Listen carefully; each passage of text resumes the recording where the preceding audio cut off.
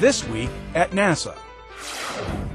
Preparations continue on Space Shuttle Atlantis at the Kennedy Space Center's Launch Pad 39A. Atlantis will take the STS-125 crew on the last servicing mission to the Hubble Space Telescope. Hubble really is cutting-edge science.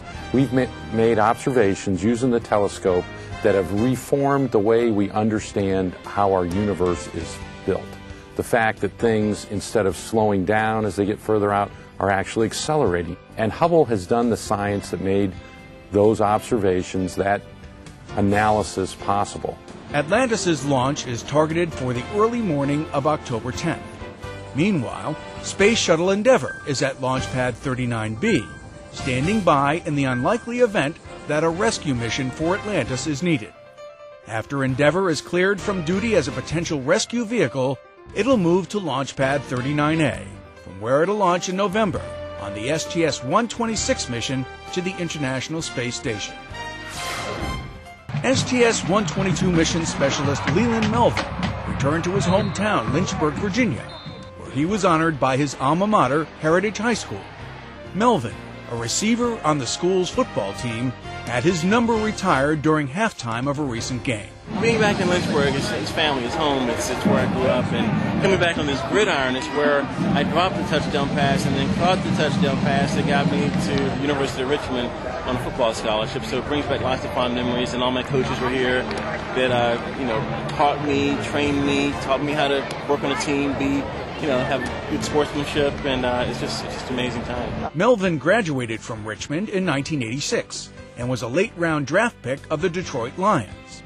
He began his NASA career at Langley in 1989 and became an astronaut in 1998. Melvin made his first trip to space in February on STS-122. He's scheduled to return to space in October 2009 on STS-129.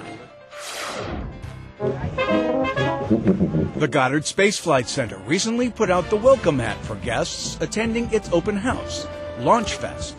Thousands of visitors were treated to tours, exhibits, food and entertainment, and interactive activities. Attendees witnessed model rocket launches and got a close-up look at space hardware.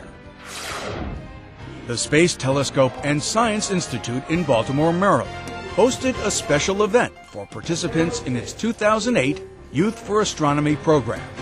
Male students from grades 6 through 12 joined with their parents for the Institute's Evening Under the Stars. The program included dinner, hands-on activities, an interactive seminar, and a chance to observe stars and planets through Johns Hopkins University's Morris Offutt Telescope. The Youth for Astronomy and Engineering program exposes interested youngsters to activities and experiences in those fields. A similar event is scheduled for female students and their parents. The Space Telescope Science Institute administers and performs outreach for the Hubble Space Telescope. 47 years ago this week, the city of Houston was selected as the site for NASA's new Space Flight Center.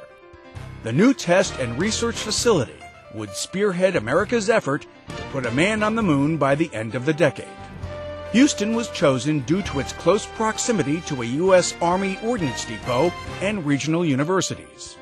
Originally named the Manned Spacecraft Center when it opened its doors in September 1963, the facility was renamed for former President Lyndon B. Johnson following his death in 1973. The Johnson Space Center continues to coordinate and monitor all human spaceflight for the United States and direct all space shuttle missions and activities aboard the International Space Station. And that's this week at NASA. For more on these and other stories, visit www.nasa.gov.